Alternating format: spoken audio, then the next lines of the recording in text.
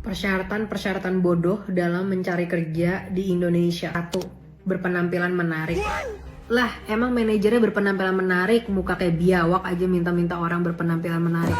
Dan secara logika ya, apa hasil dari berpenampilan menarik dan apa deskripsi berpenampilan menarik gitu. Sesuatu seperti muka, itu adalah lottery of birth saat kita lahir. Kita nggak milih muka kita mau seperti apa. Kalau kita dijudge berdasarkan berpenampilan menarik atau enggak, berarti kita itu bentuk dari diskriminasi. Kedua, batas usia. Batas usia untuk menjadi kasir misalkan 25 tahun. Batas usia menjadi karyawan maksimal 30-35 tahun. Ini apa rasional di baliknya? Emangnya orang kalau udah di atas 30 tahun jadi nggak bisa kerja? Jadi encok, jadi mati otaknya.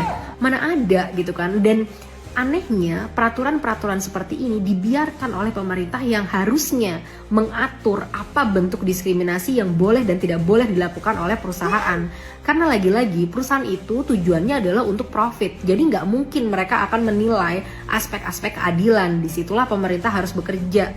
Ketiga, standar pendidikan. Mungkin ini bisa kontroversial ya, karena kamu mungkin merasa bahwa ya wajar lah, karena kan harus standar pendidikan. Oke, emangnya pendidikan merata bagi semua masyarakat? Masih banyak loh perempuan-perempuan atau laki-laki yang harus keluar saat SMP, SD, karena harus membantu orang tuanya saat SMK misalkan.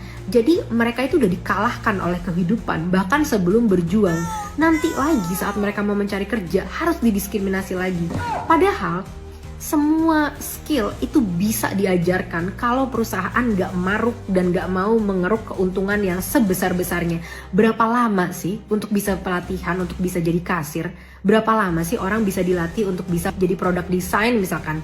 Kalau memang ada pelatihannya, orang pasti bisa kok dilatih. Tapi kan enggak, ini bukannya fokus untuk meningkatkan harkat martabat banyak masyarakat, tapi malah fokus untuk mendiskriminasi. Seolah-olah semakin masyarakat sengsara, semakin senang pemerintahnya, semakin senang juga perusahaannya. Budaya bobrok macam apa ini?